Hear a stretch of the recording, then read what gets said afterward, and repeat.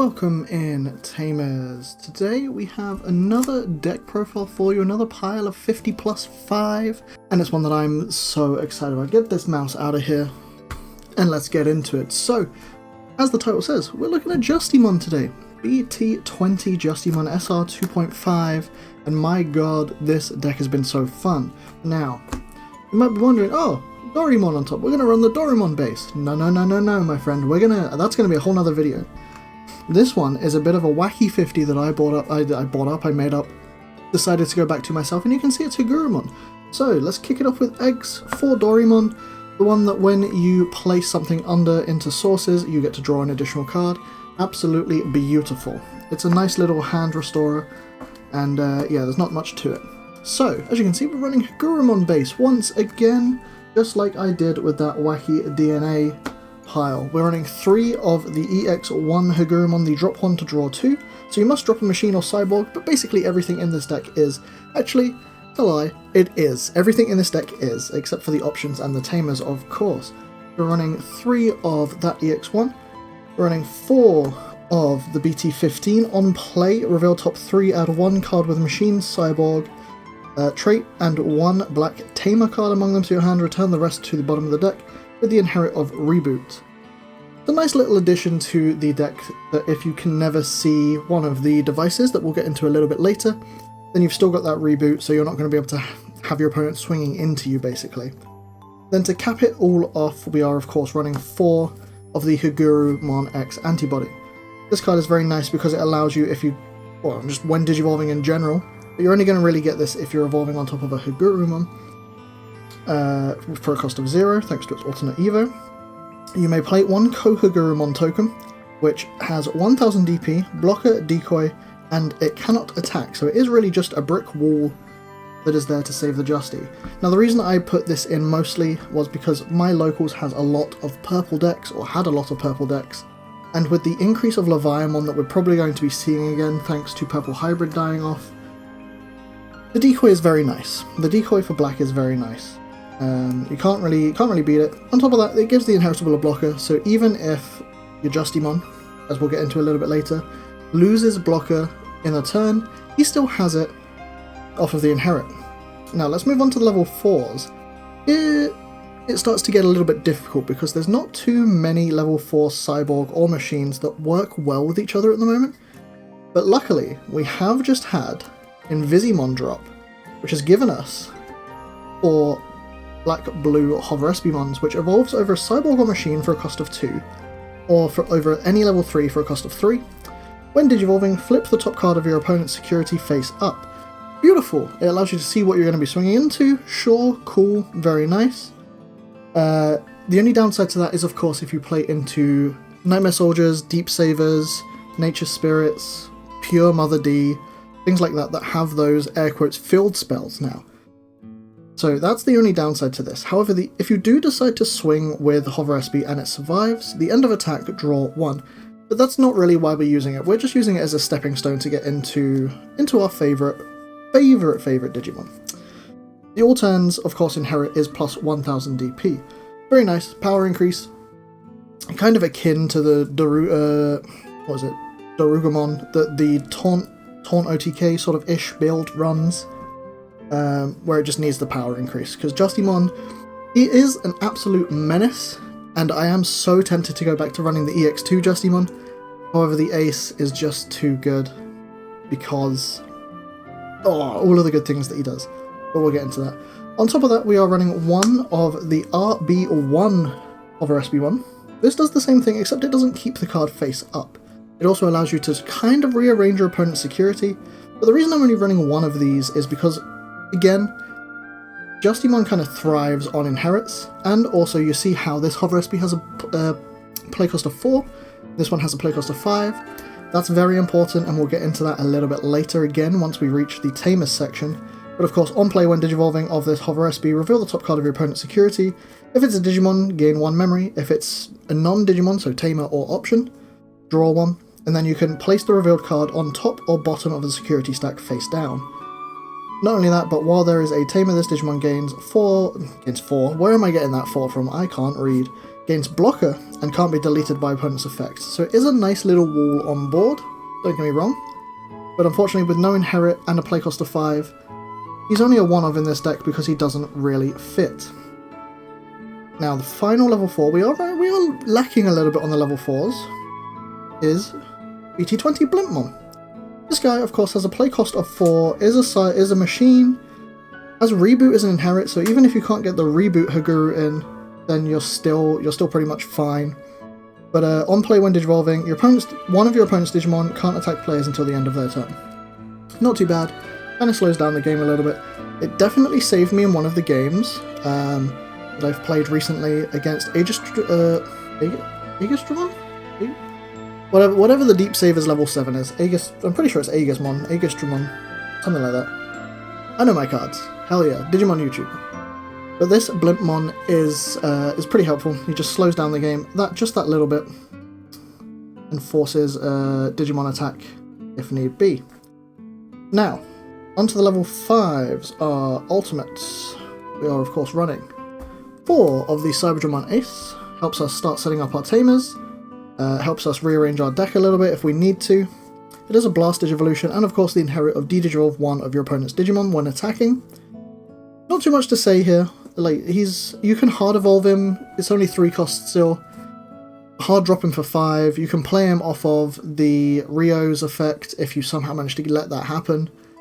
But I must say, this card, a very nice staple in the Justimon deck, and a very welcome piece in my opinion. On top of that though, we're only running 3 of the Cyberdramon X. This card works very, very well with the Cyberdramon, of course. Only problem is, in order to start building up those device options in your battle, you do need to have the Cyberdramon or X antibody in sources. I should probably be running Protoform. I'm not though, because I'm stupid, but you know. This is the biggest key piece in Justimon these days though, as it allows you to trash one option card trash one of your option cards, in the battle area, to trash your opponent's top security. Absolutely amazing. Saves you, especially when you've flipped the hover SP. When you've flipped a security off the hover SP, you're able to see if you want to trash it. If you don't, save your device for maybe the Justimon Unsuspend. But if you do want to trash it, then you can sequence it in kind of the order that you want. I get that, let's be honest, more often than not you're going to want to be trashing anyway. But with Justimon, you can swing multiple times, allowing you to kind of sequence stuff in an order that you want. So it's pretty good overall. Now, rearrange that slightly because I put them in the wrong order. We're of course running 4 of the Justimon Ace. Justimon Blitzarm Ace, of course, is hand counter timing. The order's gone wrong in my hand, sorry. Hand counter timing. Blast Digivolution, of course, so Evo onto a level 5, or a Cell Arm, or Justimon Crit Arm. Very nice. On play when Digivolving, until the end of your opponent's turn, this Digimon gains blocker and isn't affected by their Digimon effects. Beautiful, immunity to Digimon effects. Cool, that doesn't stop options though. That's where the decoy Hagurumon came into play for my brain, and it's like, cool. I'm protected against Digimon effects. If I hit, say, Biting Crush or Rival's Barrage in security, and I'm the biggest Digimon on my field right now, I'm going to need protection, because if I've got Cyberdramon Ace and Justimon Ace in stack, that's 7 overflow. That's a big dent in the bonnet. The other when Digivolving though, of course, is by trashing one option card in the battle area, this Digimon unsuspends. Note how I did not say my battle area, your battle area. It is the entire battle area, that is yours and your opponent's side of the field. You can trash any delay option. Cool, that solves the Biting Crush issue. Well, sort of. But you can trash their trainings, trash their memory boosts, or you can even choose... You can even choose to delete your devices, and we'll get to devices a little bit later because they give you so many more benefits than you think. Right. No, not right. Here comes the final kicker piece of the entire deck. Justimon X Antibody. We're running 3 of them in the deck. Now, you can't fault me here. This card, I love this card so much, and I've been waiting for it the entire time. Digivolve for a level... Excuse you. Digivolve. Over a level 6 with Justimon in name and without X antibody in traits. Cool, he just can't go over Justimon X antibody, he can go over any other arms though. And with the new crit arm coming out, with the new promo crit arm, I'm so excited. Literally. We're going to rebuild the entire deck. Either way, when attacking, unfortunately this isn't a when digivolving, and you must remember this isn't a when digivolving, but when attacking, activate one digivolving effect of one Digimon card with Justimon in its name in the Digivolution cards as an effect of this Digimon. So basically, even if it has a once per turn trash an option to unsuspend, you are now able to do it again thanks to Justimon X antibody. End of your turn, once per turn, if your opponent has an unsuspended Digimon, this Digimon may attack a player. Not bad.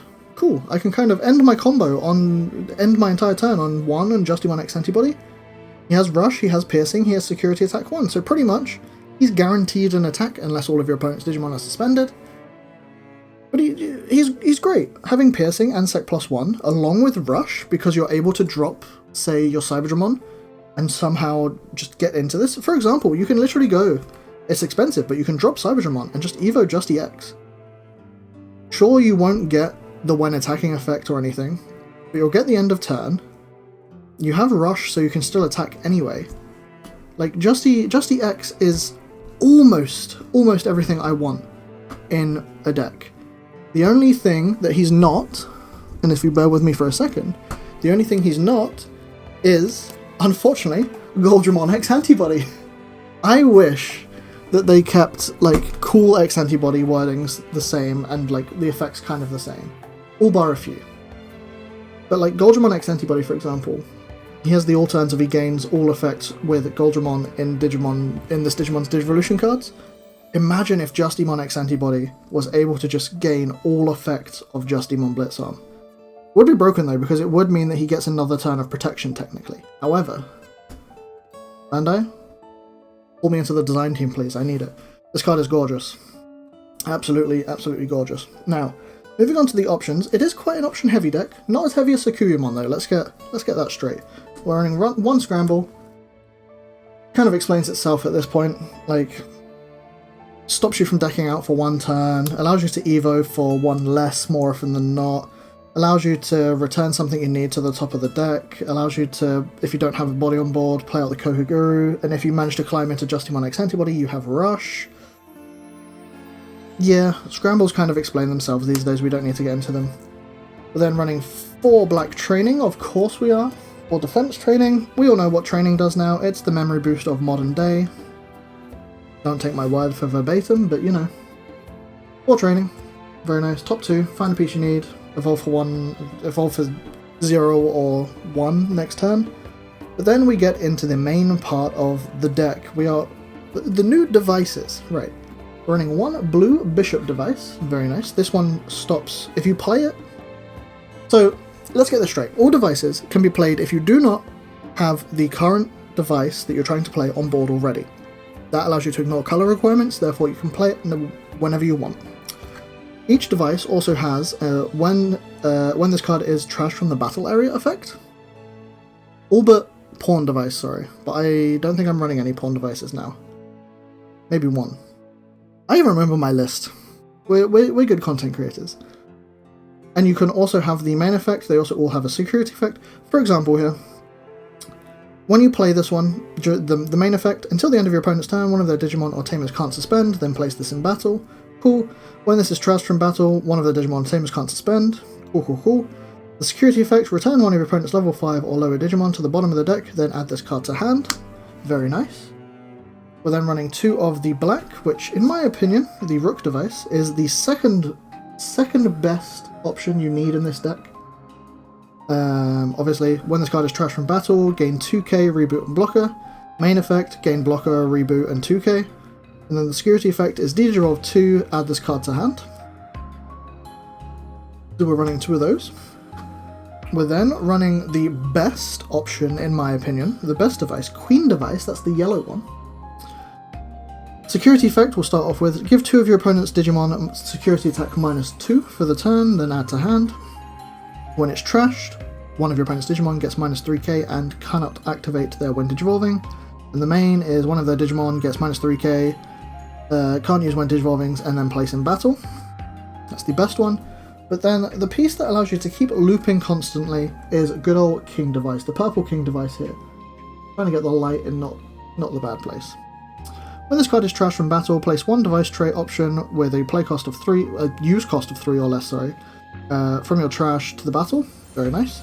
Main effect, place one device with a use cost of 3 or less from your trash to the battle, then place this in the battle. This is of course a 4 cost, so you cannot loop King with King. Fair and balanced in my opinion, the only fair and balanced one. But then the security effect, you may place one option card with the device trait from your hand into the battle, then add this card to hand. Cool, so King Device is all about just giving you that device advantage wherever it's needed. There are arguments to run things like the green device as well, which I think I have one to the side here. I do. You could run the green knight device simply for the 4k piercing. My opinion though, Queen and Rook are far better. Like this blue bishop device is only a new addition for me, because everybody at my locals has been saying to try it at least. Didn't really come up at all though. But Rook device and Queen device are your two go-tos in my opinion. Rook device giving you the plus 2k, Queen device giving your opponent the minus 3. Those are our options. So then we come finally to our tamers, where we are running 2 Rio. There's grounds to bump him to 3 because he gives you great advantage, great hand draw. At the start of your main, you can place one option card with the device trait from your hand to the battle area. Draw 1, so he's basically just replacing things. And then main, by suspending this tamer and trashing 4 device traits option cards, play one Digimon from your hand or trash without paying the cost. Beautiful. Like everything I ever wanted from a Rio except for memory gain. Where's my memory, Bandai? Anyway, the piece de la resistance of this deck, and why I said that the 5-drop hover SB isn't great, we're running 4 ulties. Now, for those of you that don't know, this is a memory setter, this is a black tamer, and he does have the Liberator trait. By placing one cost 4 or lower black Digimon card with a cyborg or machine trait from your hand or trash as any of your cyborg or machine trait Digimons, 1 Digivolution cards, flip your opponent's top security face up. For example, let's just use these cards here. If your opponent has all 4 face down security, and you have 3 ulties and you trigger 3 times, first one flips face up, as you'd expect. The second one will then flip the next most face up card, third, and so on and so forth. So he's very useful in that sense, and I don't know if you remember when I was explaining how Cybermon X Antibody is able to trash a security. After you face up, you can decide what order you want to do. This kind of just allows you to pick and choose when you activate your effect again. If it's an option card in security, for example, use the Cybermon. Pop a security. If it's a Digimon that you know you can beat over with like 13k, for example, maybe 15 if you've popped a Rook device already, then flip and go for it. Swing. Do your checks. But that's when, like, the whole point of Digimon and the whole thing that I like about it is you can pick and choose when you complete your effect. And that's kind of my whole thought process behind this. I was umming and ahhing between running the Marvin Jackson and the Hagurumon? I'm pretty sure it's Hagurumon that loads Marvin to de-digivolve. But at the same time, like, the deck still needed a memory setter. We still need a memory setter Rio. We're still missing one. But for now, this is where I'm at. This is how I'm happy. Justimon is back, baby. Not the best in the world, don't get me wrong, but we're back. Let me know what decks you want to see me cover next, but as of right now, I'm going to head on out, and I will catch you guys in the next one.